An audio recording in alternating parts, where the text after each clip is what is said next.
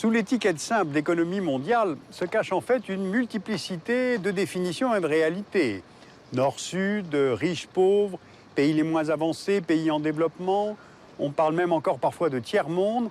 Tout cela sans grande certitude. Alors je vous propose de consacrer 2 numéros du dessous des cartes sur ces questions-là pour gagner en précision, car il en va après tout de notre propre représentation du monde. Le premier critère, c'est évidemment la richesse matérielle produite à l'intérieur d'un pays, soit le PIB, le produit intérieur brut, exprimé en parité de pouvoir d'achat. Mais ce PIB n'est pas très satisfaisant pour calculer la richesse réelle d'un pays, d'où un nouvel indicateur, le revenu national brut, le RNB, et lorsqu'il est divisé par le nombre d'habitants du pays, cela donne le RNB par habitant. Ce RNB par habitant, c'est le critère utilisé par la Banque mondiale, qui peut ainsi diviser le globe en 3 zones distinctes. Les pays à revenus élevés, avec un revenu moyen supérieur à 12 200 $ par personne et par an, suivis par les économies à revenus moyens, compris entre 996 $ et 12 200 $, et pour finir, les économies à faible revenu, égales ou inférieures à 995 $. Le seuil de pauvreté a été estimé par la Banque mondiale à 1,25 $ par personne et par jour, c'est une moyenne mondiale, et le nombre de personnes vivant en dessous de ce seuil était de environ 2 milliards de personnes en 1981, et ce chiffre depuis a beaucoup baissé, puisque l'on était à peu près à 1,5 milliard en 2005. Et cette baisse a été possible grâce à la croissance asiatique. En Chine, par exemple, 84% de la population vivait avec moins de 1,25 $ par jour en 1981, et en 2005, le pourcentage était de 16%. Donc, ces premières cartes aident à mesurer la répartition de la richesse mondiale et les écarts très importants qui existent entre les pays. Évidemment, la richesse ne peut pas être le seul instrument de mesure. Si on prend une deuxième carte avec des paramètres plus nombreux et plus fins que la seule production de richesse matérielle, on obtient une carte de l'indice de développement humain. Elle est due à l'économiste pakistanais Mahmoud Ulhaq, qui avait répondu à une demande du PNUD, le Programme des Nations Unies pour le développement, et l'IDH sera ensuite approfondie par l'économiste indien Amartya Sen, et elle est composée de 3 paramètres. La santé, mesurée par l'espérance de vie à la naissance, l'éducation, mesurée par le taux d'illettrisme, et le niveau de vie, mesuré par le PIB par habitant. Donc ces paramètres divisent mécaniquement le monde en d'autres catégories économiques, à savoir les pays à développement humain élevé, c'est-à-dire un IDH d'au moins 0,8, à développement moyen, un IDH entre 0,5 et 0,8, et à développement faible, c'est-à-dire un IDH sous 0,5. Donc la question qui se pose, c'est: un pays doit-il tenter de progresser dans l'échelle du PIB ou dans celle de l'IDH?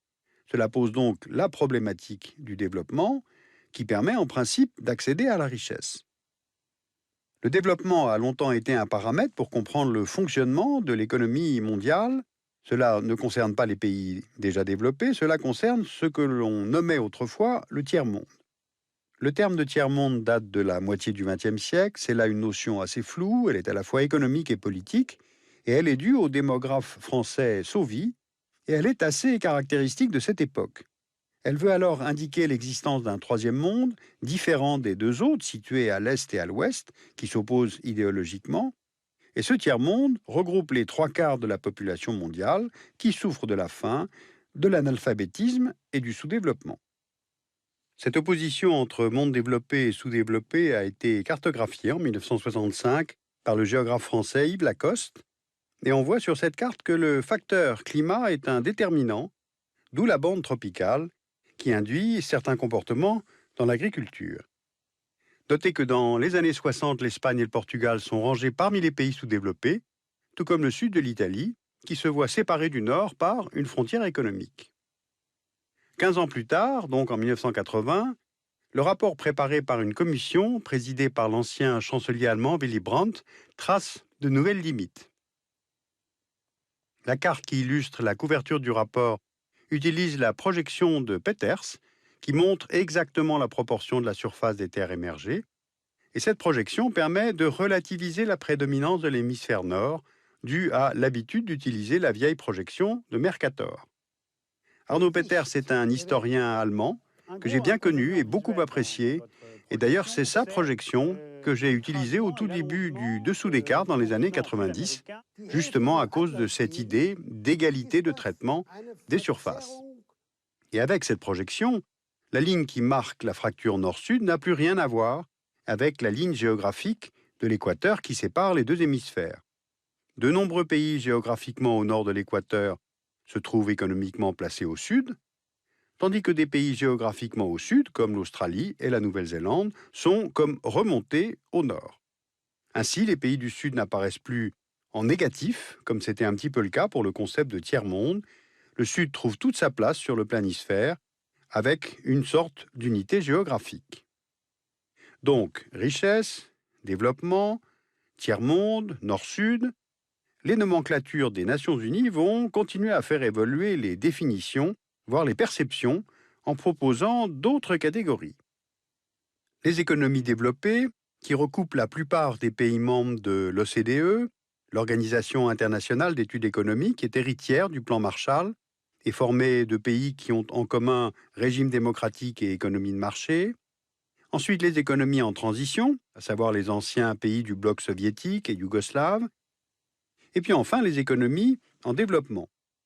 Et comme elles forment là aussi un ensemble beaucoup trop vaste, qui prête à confusion, l'ONU y distingue des sous-catégories, comme les pays exportateurs de pétrole et les PMA, c'est-à-dire les pays moins avancés.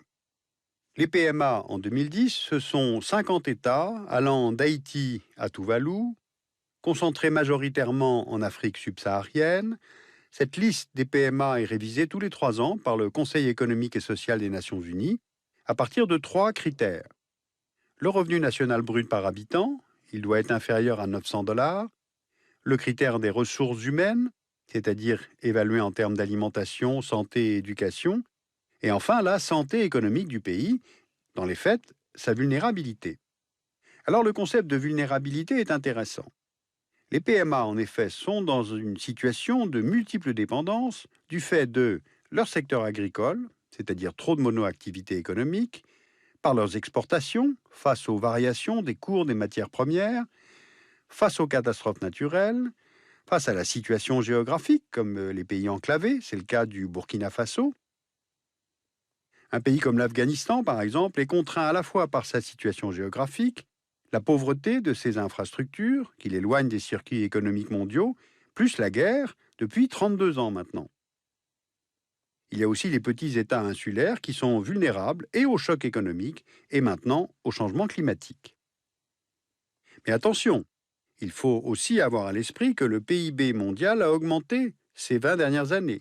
Le monde est globalement plus riche et la pauvreté a reculé, comme on le voit sur cette courbe. Mais plus de richesse et moins de pauvreté, cela veut dire aussi, pendant ces 20 dernières années, plus d'inégalités. Comment cela se mesure-t-il? Par un autre indicateur, le coefficient de Gini. Corrado Gini est un mathématicien italien de l'entre-deux-guerres. L'indice qui a pris son nom permet de calculer les inégalités au sein de la population d'un seul et même pays, avec un chiffre qui va de 0 à 1. 0 exprime une égalité parfaite, qui est toute théorique, et 1, l'inégalité la plus marquée. Donc, plus le pays est proche de 1, plus les inégalités sont grandes. Sur la carte du monde, on peut ainsi repérer les deux extrêmes.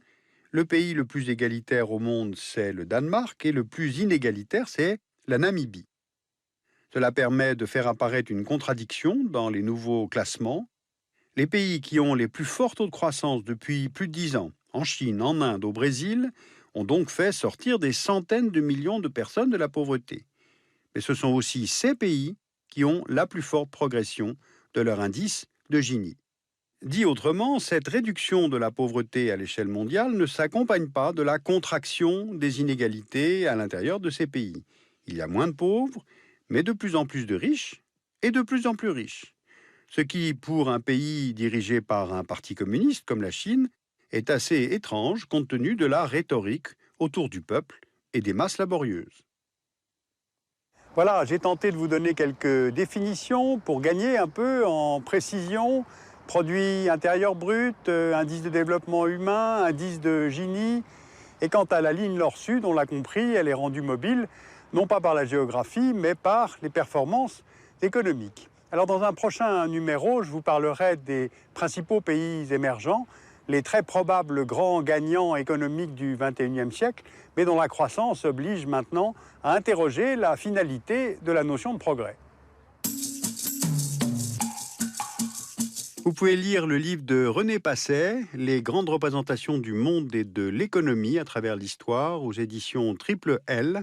Vous pouvez lire ce livre d'entretien entre Pascal Laureau et Yves Lacoste aux éditions Choiseul. C'est une opposition entre les visions géoéconomiques et géopolitiques, c'est très intéressant. Et puis ce livre, L'économie des Toham-Bapik, c'est une fable qui n'a rien d'une fiction, très intéressante, de Laurent Cordonnier aux éditions Raison d'agir.